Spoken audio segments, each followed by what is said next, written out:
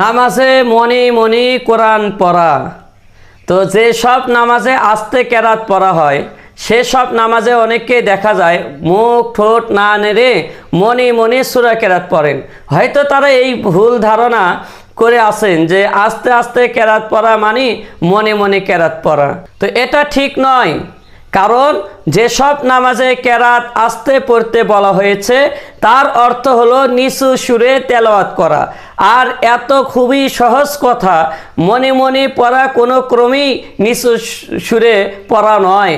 তো ফেকা ফতুয়ার কিতাবাদি থেকেও বোঝা যায় আস্তে কেরাত পড়ার সর্বোত্তম পদ্ধতি হলো এমনভাবে পড়া যেন সে নিজে শুনতে পায়। আর সর্বনিম্ন এতটুকু তো অবশ্যই জরুরি যে সহি শুদ্ধভাবে হরফ উচ্চারণ করা হবে এবং ঠোঁট জিহ্বা নড়াচড়া দেখা যাবে। তো এক হাদিসে আছে, জহর ও আসর নামাজে রাসূলুল্লাহ সাল্লাল্লাহু আলাইহি ওয়াসাল্লাম যখন কোরআন পড়তেন তখন কোনো আয়াত সাহাবায়ে কেরামিরাও কখনো কখনো শুনতে পেতেন।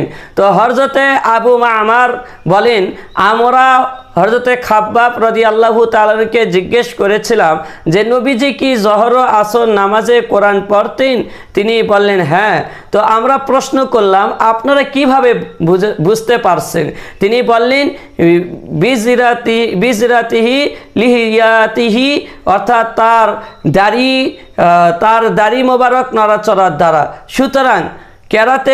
সুতরাং কেরাত পড়ার সময় জিহ্বা ও ঠোঁট ব্যবহার করে মাখরাজ থেকে সহি শুদ্ধভাবে হরফ উচ্চারণ করতে হবে, অন্যথায় শুধু মনে মনে পড়ার দ্বারা কেরাত আদায় হবে না এবং তার ওই নামাজটাও হবে না।